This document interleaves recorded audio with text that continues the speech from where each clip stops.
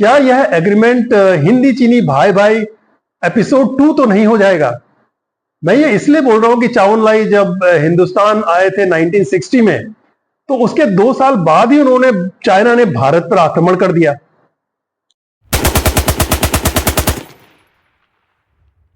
भारत का चीन के साथ यह समझौता इनडायरेक्ट तरीके से अमेरिका को यह बताता है कि अगर निज्जर किलिंग में तुम कनाडा के साथ मिलकर भारत को कॉर्नर करोगे, भारत को प्रेशराइज करोगे, तो भारत के पास दूसरे ऑप्शंस भी ओपन है।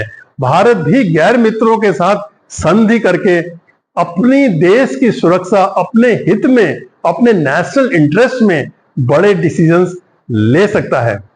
नमस्कार दोस्तों, जैसा कि आपको पता है, भारत का चीन के साथ बॉर्डर को लेकर एक एग्रीमेंट हो गया है, जिसमें अप्रैल 2020 की सीमा रेखा पर ये दोनों देश डिसएंगेज होंगे। We reached an agreement on patrolling, and with that, the disengagement, we have gone back to where the situation was in 2020, and we can say with that the disengagement process with China, you can say has been completed. तो मन में सवाल ये उठता है कि क्या agreement से पहले भारत के पेट्रोल्स को उनके निर्धारित जगह पर जाने से चीनी ट्रूप्स रोक रही थी? क्या वो एलएसी पर डिप्लॉय थी? If you call having Chinese troops in 4,000 square kilometers of our territory handling something well, then maybe we've got Chinese troops occupying land the size of Delhi, Ladakh. I think that's a disaster. लेकिन प्रधानमंत्री नरेंद्र मोदी ने इसका पूरी तरह से खंडन किया था। वहां कोई हमारी सीमा में घुस आया है, न ही कोई घुसा हुआ है, न ही हमारी कोई पोस्ट किसी दूसरे के कब्जे में है। भूतपूर्व chief of defence staff general Bipin Rawat ने इस बारे में क्या कहा था, चलिए जानते हैं। You know that after the confrontation that happened in the Galwan Valley in 2020, the Chinese and Indian soldiers have practically come face to face in a number of areas. They don't want troops to be in so close proximity. So that has happened in almost all areas. You know what happened in Pangong? So the Chinese have fallen back behind finger 8, we've fallen back behind finger 4. So yes, in between there is a moratorium on patrolling, but we will resume patrolling as far as we are able to achieve disengagement in all these sectors. दोस्तों, जैसा कि आपको पता है कि पिछले कुछ वर्षों में भारत के अपने पड़ोसियों के साथ संबंध कुछ ज्यादा अच्छे नहीं हैं। पाकिस्तान के साथ संबंध खराब हैं क्योंकि पाकिस्तान भारत में आतंकवादी भेजता है और एक लो इंटेंसिटी वॉरफेयर में मशक्कत कर रहा है। अफगानिस्तान में भारत का दूतावास बंद है और अफगानिस्तान की नीतियां स्पष्ट नहीं हैं। अफगानिस्तान वुमेन राइट्स के अगेंस्ट है, इसलिए उसके साथ हमारे संबंध ताल्लुकात कोई ज्यादा अच्छे नहीं हैं। जहां तक नेपाल का सवाल है, तो नेपाल में भी काला पानी को लेकर हमारा डिस्प्यूट है 35 स्क्वायर किलोमीटर एरिया पर। अग्निवीर के चलते नेपाल ने नेपाली युवाओं को भारतीय सेना में भर्ती होने से रोक लगा दी है और चाइना से आने वाले हाईवेज और रेल नेटवर्क ने भी भारत में चिंता जगाई है। जहां तक बांग्लादेश का सवाल है, तो अवामी लीग सरकार गिरने के बाद भारत के साथ अंतरिम सरकार के संबंध कोई ज्यादा अच्छे तो नहीं कहे जा सकते हैं। बर्मा का सवाल है, बर्मा में एक मिलिट्री रूल है, लेकिन उनके साथ हमारे संबंध अच्छे माने जा सकते हैं क्योंकि नागालैंड, मिजोरम इत्यादि के जो टेररिस्ट हुआ करते थे, जो वहां शरण लेते थे, जो कैंप लगाते थे, वो अभी बर्मा सरकार उनको ये सब करने नहीं दे रही है। श्रीलंका से टेंशन उस समय शुरू हुआ जब श्रीलंका ने चाइना के रैकी शिप को हबनटोटा पोर्ट में डॉक करने की permission they the.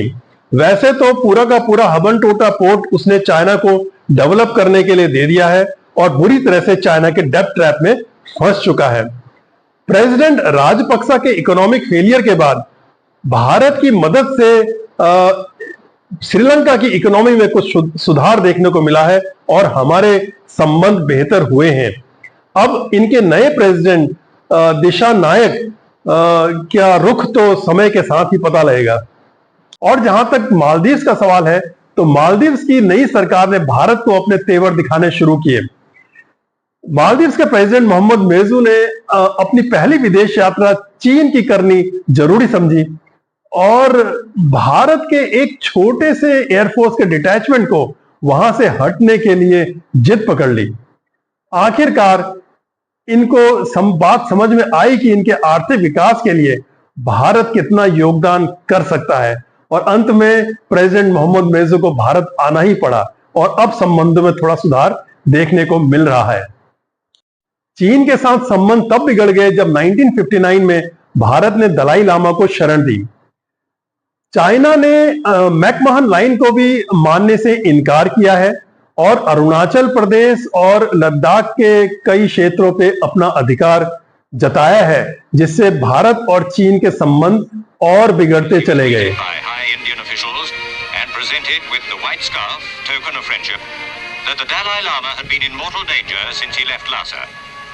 The 23-year-old spiritual head of the 500 million Buddhists throughout the Far East confirmed that he had been forced to leave his capital.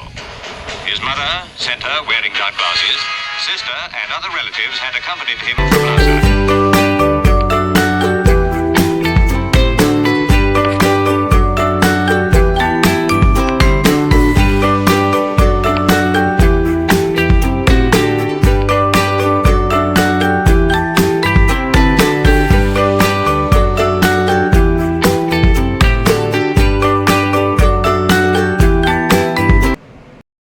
Kazan में होने वाले 16th annual BRICS summit में इस बार Iran को भी शामिल कर लिया गया है, जिससे वेस्टर्न ब्लॉक सकपका गया है।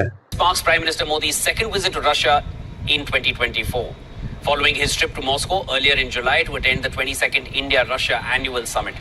This year's summit will see participation from BRICS founding members, Brazil, Russia, India, China and South Africa, alongside the new members, which includes Egypt, Ethiopia, Iran and the United Arab Emirates. Border agreement के अगर फायदों पर गौर करें तो LAC पर troops reduction से troops को rest and recoup का मौका मिलेगा। इनके पीस फील्ड प्रोफाइल को सही मायने में इंप्लीमेंट किया जा सकेगा।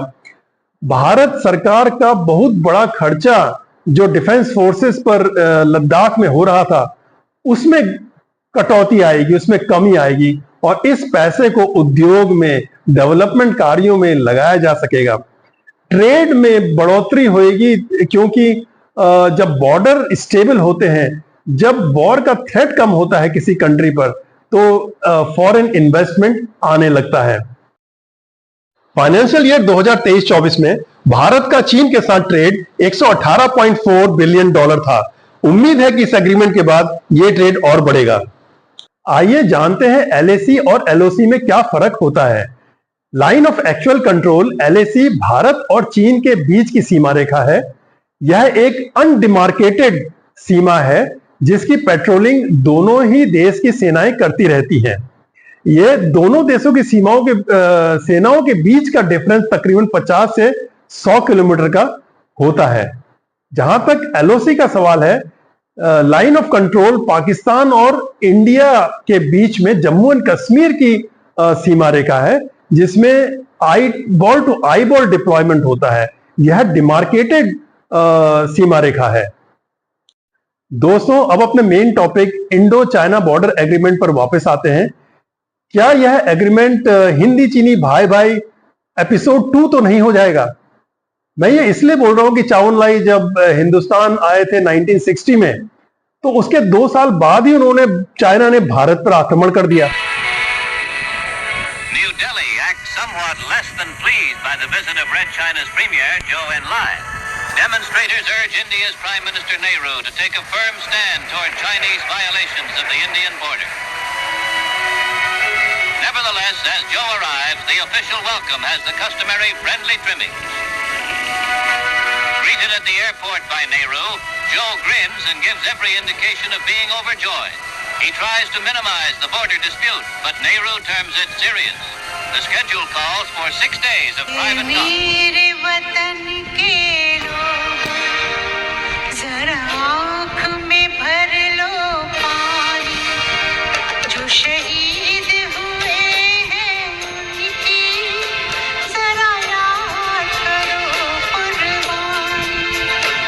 ऐ मेरे वतन के लोगों। 1962 के भारत चीन युद्ध के बाद लता मंगेशकर ने ये गीत लाल किले की प्राचीर से गाया था, जहां जवाहरलाल नेहरू भी मौजूद थे। प्रेसिडेंट शी जिनपिंग ने नवंबर 2019 में भारत का दौरा किया और प्रधानमंत्री नरेंद्र मोदी के साथ झूला भी झूले, लेकिन 6-7 महीने के अंदर ही चाइना ने गलवान कर दिया।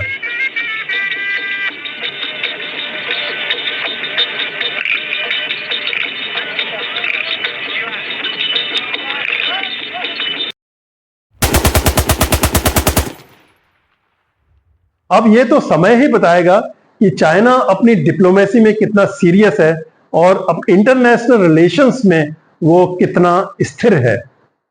15-16 जून 2020 की रात को बिहार रेजिमेंट के 20 जवानों ने गलवान में अपने प्राणों की आहुति दी।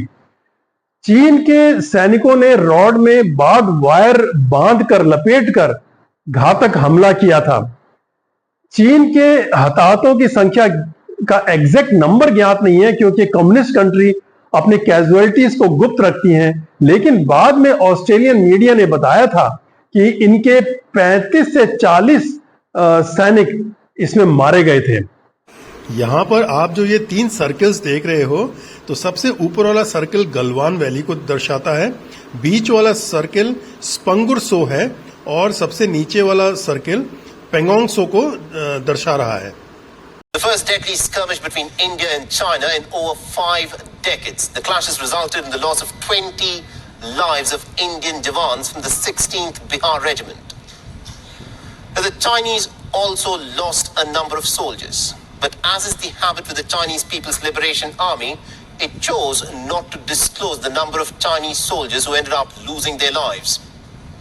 But later it emerged that China had ended up losing anywhere from 40 to 45 of its soldiers. But remember, the Galwan clash was not fought with any sophisticated weapons. It was fought with sticks and stones, and the Chinese had come prepared with barbed wire that was wrapped around iron rods. की चिताओं पर लगेंगे हर बरस मेले, वतन पे मिटने वालों का बाकी यही निशान होगा।